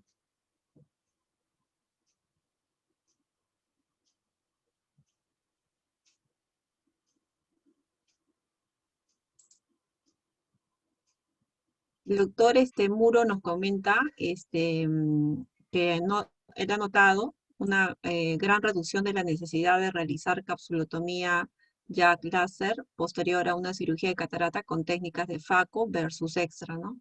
Sobre todo teniendo cuidado de hacer una capsuloresis de diámetro menor del lío.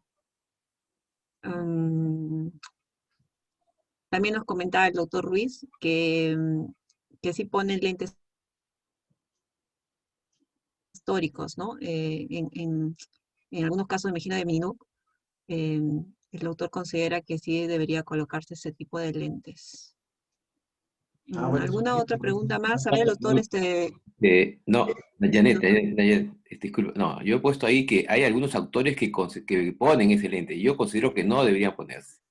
ya, disculpe, ahí creo. yo dije, entonces puedo hacerlo. Yo ya decía, ya, qué raro. Entonces no entramos en ese camino. Sí, dije ya. Tal vez,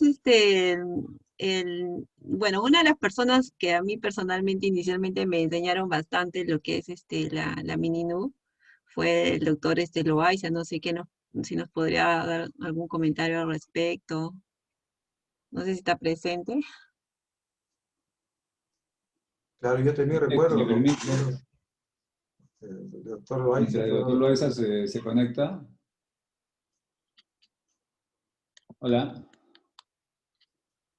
Sí, sí, se escucha, Pedro, se escucha.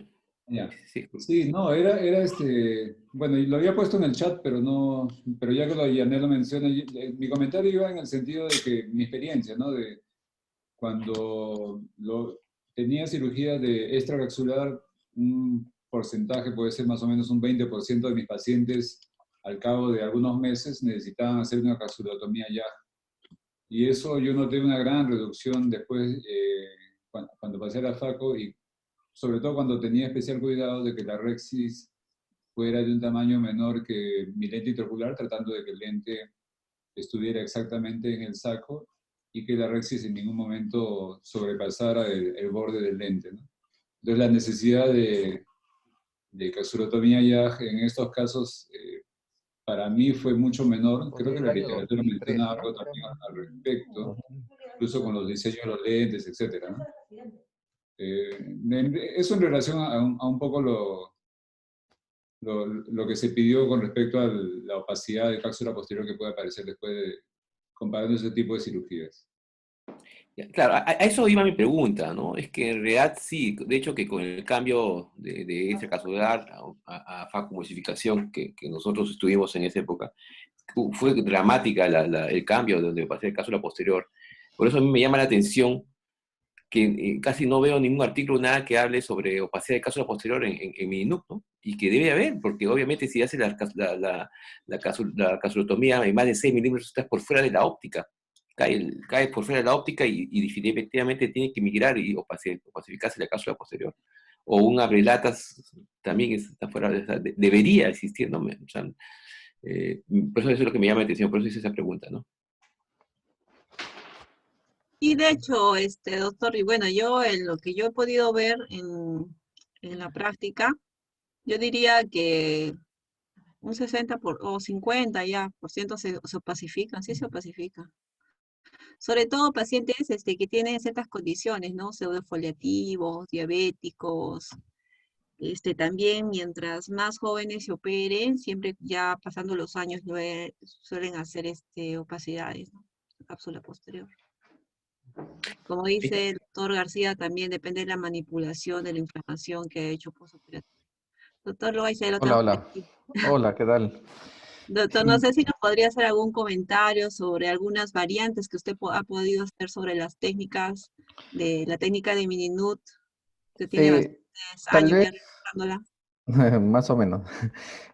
Yo creo que tal vez mi comentario iría en el sentido de contarles un poco cómo fue la evolución, ¿no?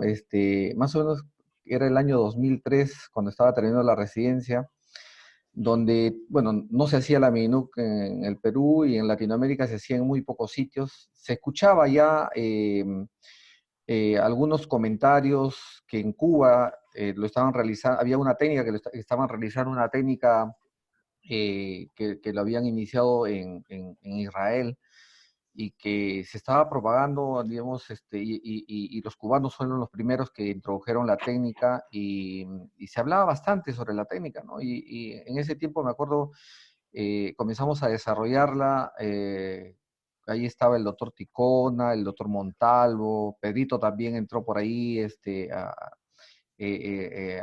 esa corriente, ¿no? Y fue una corriente que hizo un boom y hubo mucha gente que digamos, ganamos mucha experiencia porque se realizaban cirugías de catarata en masa, ¿no? A los tiempos vino el plan Clinton y todo eso y se realizó, la verdad es que hicimos, había días en campañas que hacíamos en 3 días, hacíamos 100 cirugías por cirujano, y la cirugía, por ejemplo, creo que uno de los récords que hice en mis manos fue unas cirugías en 6 minutos, ¿no? Una cirugía completa de Minuk. Y hemos visto videos de algunos videos que nos presentan cirugías de Minuk en 3 minutos, ¿no? Entonces, una técnica así, con una facilidad, digamos, de rapidez en el tiempo, con pocas complicaciones dominando la técnica, es una técnica que, digamos, ha venido a quedarse, ¿no? Y siempre también recordar que el primero que expuso sobre la técnica en el hino fue el doctor Velasco Stoll.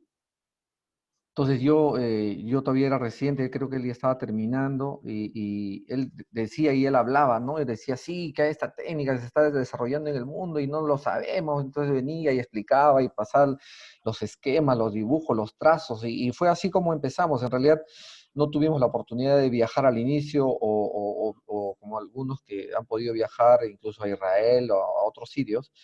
Pero ya con el tiempo tuve la oportunidad de recibir las mismas charlas y prácticas con el doctor Blumenthal, que a los pocos años falleció lamentablemente, que en la academia nos dio algunos tips y bueno, estuvimos un grupo de alumnos ahí, tenemos varias fotografías. Más o menos es así como se desarrolló desde el año 2003, 2004 y ya la técnica pues se quedó realmente, y la verdad es que yo la uso extracapsular, he operado muy poco.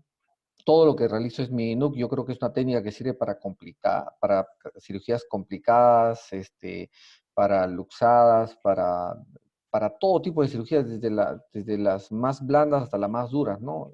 Recordemos que el núcleo en sí de una catarata dura, el núcleo, si todo el diámetro de cristalino puede ser 9, 10, 11, el núcleo de la catarata más dura que ustedes se puede imaginar, mide alrededor de 5 a 7 más o menos, ya que sean 7, 8 ya. Entonces esa incisión en embudo que uno hace es suficiente para que ese núcleo se estruje ahí. Y no vamos a tener el problema de estrujarlo contra el endotelio corneal. Ahí lo veo al doctor César Mendiola preocupado por el endotelio.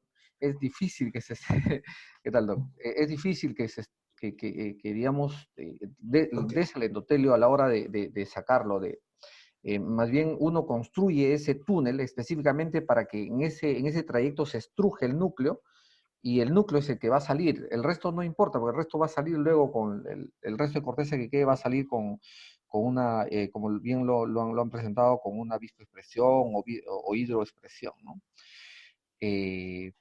Bueno, quería comentarles un poquito la historia y bueno, ya estamos aquí el año 2020 y bueno, la técnica se ha quedado, la técnica nos ayuda bastante, ¿no? Yo quería comentar un Muchas poquito, gracias. justamente, bueno, ya que comenta Waldo con respecto a esas técnicas de incisión pequeña, quería comentarle que, bueno, y eso fue años antes de que ustedes probablemente hagan la residencia, ¿no? Hubo una corriente, y por ahí el doctor Mendiola seguro se acordará, no sé si será el doctor Mesías, el propio doctor Ulloa, que deben estar por ahí presentes. Antes de que comenzáramos a usar FACO en el hospital, se comenzó a intentar usar incisiones pequeñas, hacer FACO fractura, hacer incisiones. Para mí, una de las que intenté al inicio fue esta bien parecida a la que mencionan de Blumenthal, ¿no? Incluso por ahí alguna historia debe tener algunas ese tipo de anotaciones, ¿no? Sin embargo, esta corriente que tuvimos en algún momento creo que fue sobrepasada cuando comenzamos a usar la FACO y abandonamos ya ese tipo de técnicas. Entonces, o hacíamos extra o hacíamos FACO, ¿no? Entonces, y bueno, felizmente después apareció nuevamente la corriente, ya el resto ya lo mencionó Waldo. Muchas Ahora, gracias, doctor, no por su teníamos, no comentario. teníamos las ventajas del instrumental que hay ahora, eso sí hay que decirlo, ¿no? O sea, no habían esas crecen curvas que tenemos ahora, no teníamos la 15 grados, ¿no? O sea, la construcción de la herida era obviamente pues diferente, ¿no? Y todo ha mejorado felizmente en beneficio del paciente. Hay una pregunta de la doctora Vigo, menciona en qué casos se haría mini-NUC o extracapsular y no facoemulsificación si tenemos todo a la mano, digamos. El doctor García nos puede... ¿En qué casos no haríamos mini y extra si tenemos FACO? No, ¿en qué casos sí haríamos extra o mini-NUC? O sea, preferiríamos hacer extra o mini-NUC y no faco si es que en el caso que tengamos todo a la mano, ¿no? Que no hay limitaciones de ningún tipo. Ah, bueno, yo creo que involucra mucho lo que es ponernos también en el paciente, ¿no? Si el paciente económicamente no tiene pues para pagar una cirugía mecanizada, teniéndola ahí a la mano, entonces obviamente la cirugía de incisión pequeña va a ser la segunda elección de cajón, ¿no? La parte económica del paciente, eso es un factor muy... No sé si el doctor Ruiz tiene alguna experiencia más en esto. ¿Qué opción coger? Bueno, en realidad el gol estándar de las técnicas de catarata es la facomulsificación, ¿no? O no, el flax, o Fenton, o la facomulsificación. Yo, en realidad, a diferencia de Waldo, cuando yo terminé la residencia, empezamos a hacer faco, y de este casular pasamos a la faco, ¿no? Y después apareció la mini-NUC. Entonces, no hice poco a mini-NUC, más hice faco. Y como Pedro también empezamos a hacer técnicas de mini-NUC, hacíamos unas extracapsulares y poníamos 3 puntos, poníamos pocos puntos, ¿no? O sea, ya hacíamos una extracapsular con incisión pequeña, pero que no se parecía mucho a la mini-NUC, obviamente. Y yo considero que, en realidad, si yo tengo un paciente que se va a parar de catarata, yo definitivamente, o si no le puedo hacer faco, es porque es una catarata imposible para hacer una extracapsular, ¿no? Una catarata dura, tiene un problema muy serio, alguna cosa que no se puede hacer. Pero yo particularmente, claro, obviamente no me dedico a hacer mini, ¿no? Y por eso, así, mi primera opción siempre es faco. Y mi segunda opción es extracapsular, ¿no? Entonces, pero yo no hago mini, ¿no? No considero, en la actualidad, si estamos en Lima, estamos en el Lino, encima hay el CIS que paga todo el paciente. El paciente no tiene que hacerle una minuca al paciente si se puede hacer una faco, ¿no? O sea, a mí me parece que estaría, o sea, le está dando mucho más ventajas haciendo una incisión pequeña, corneal, de 2.2 milímetros, en un paciente que se va a recuperar mucho más rápido, ¿no? Bueno, eso es lo que yo creo, ¿no? Con respecto al recuento celular, si está muy limítrofe, ¿prefiere usted hacer una facomulsificación o una mini-NUC? El día lunes vamos a ver una charla sobre cirugía de catarata en distrofia de Fuchs o recuento lateral bajo. Ahí cambian, ahí vamos a explicar mejor los criterios. En realidad, obviamente una FACO, si tú operas una FACO, si es una catarata dura, y un paciente con bajo contenido lateral o un distrofia de Fuchs va a perder muchas más células que hacer una extracapsular o mini-NUC.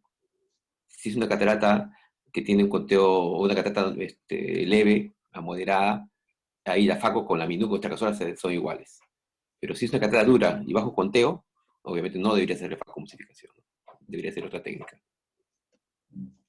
Pero implican otros factores más, ¿no? Pero en realidad son en sentido de bajo conteo lateral y la dureza de la catarata. La doctora Lilian Guevara pregunta si el puerto siempre tiene que ser a las 6 horas o puede ser en otro horario, ¿no? O en qué momentos se usa también, ¿no? El puerto no necesariamente va a tener que ser a las 6 horas. Yo lo utilizo porque se me es más fácil desde ahí ir al arco de las 12 y aspirar los restos de las 12. Pero también he visto que hacen el puerto a las 9, 10 horas, ¿no? Y desde ahí ayudarse para aspirar el resto de las 12. Pero veo que entrando en esas horas, la córnea se deforma un poco, ¿no? Entonces veo que la córnea sufre un poco más. A diferencia de entrando directamente de 6 a 12, la córnea no se deforma mucho, ¿no? Entonces no voy a, tengo menos posibilidad de que al siguiente día ya pliegue encenderse. Por eso más que todo yo lo hago a las 6.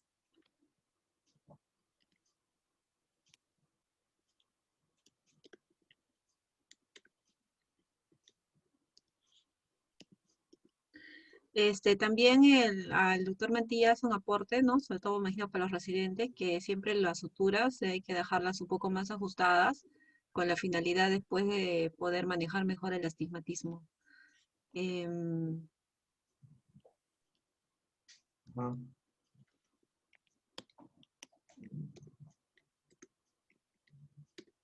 Hay una pregunta, mencionan si en la extracapsular es mejor hacerlo con un cuchillete, sería mejor que hacerlo con Westcott, con la tijera Westcott.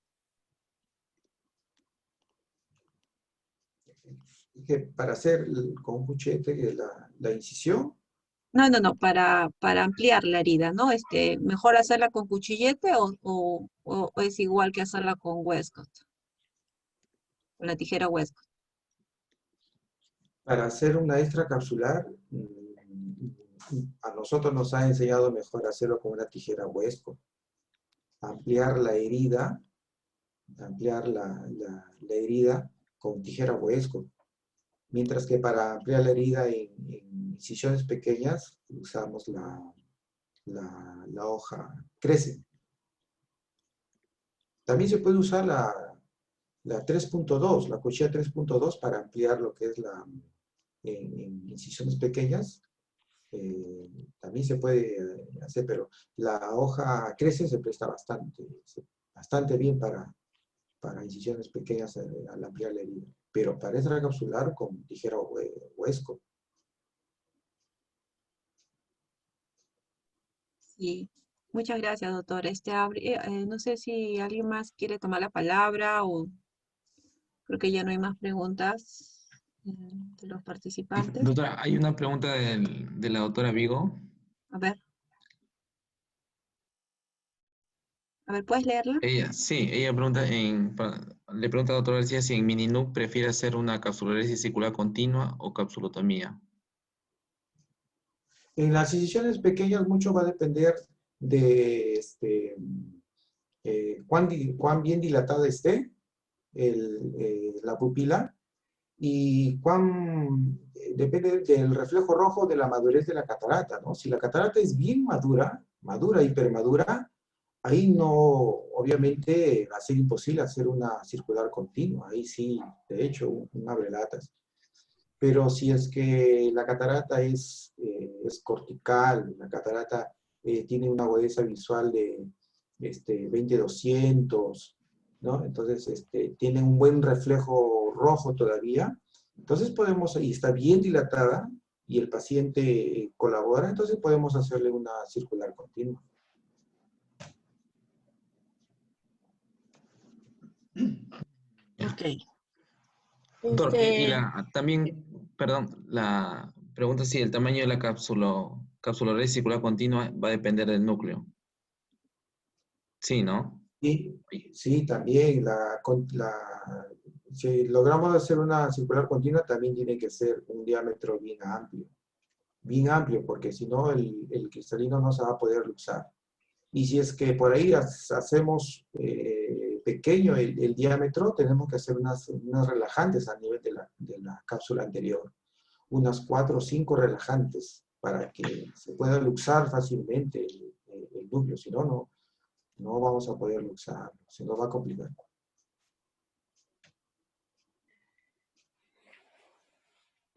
Muy bien.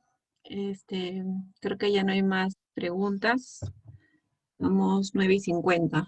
Sí, ¿Alguna palabra más, doctor Ruiz? sí, solo para hacerles recordar que mañana tenemos un caso clínico con la doctora Gladys Delgado y la doctora Vanessa Inga, y va a ser a las 9 de la mañana. Los sábados las charlas son a las 9 de la mañana, ¿no? Para hacerles recordar a todos. Era solo- Perfecto, bueno.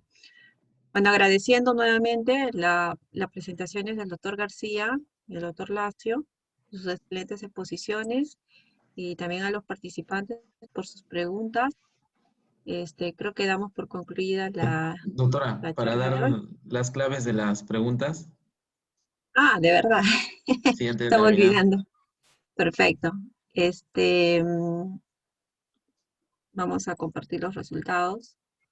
Ya, a ¿Pueden ver, observarlo? sí, sí, sí, ya se Sí. pueden visualizar. A Bueno, ver, para léelo. comentar las preguntas, tenemos la pregunta número 1, ¿cuál es la indicación de la cirugía extracapsular de catarata? Entonces, hay catarata nigra, sí, el síndrome de esteroide foliativo también, y una catarata dura más miose también. Aquí la clave es todas, ¿no? La mayoría ha respondido correctamente. La 2, ¿en qué ubicación la incisión produce más astigmatismo postoperatorio?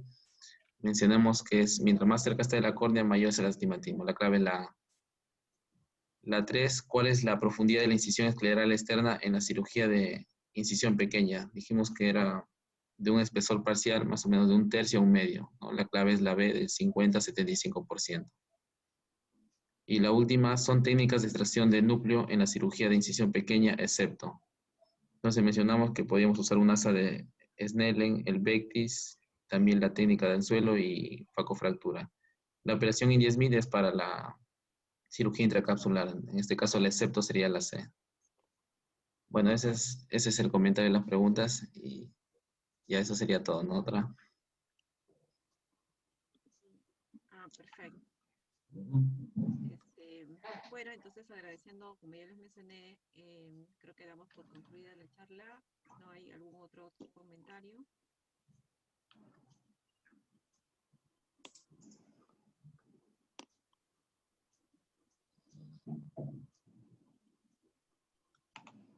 Doctor Ruiz. Muchas gracias a todos, gracias. Ok, muchas Gracias, gracias. gracias a todos Gracias, por su Giancarlo, atención. gracias, Pedro, gracias, Janet. Gracias, doctor.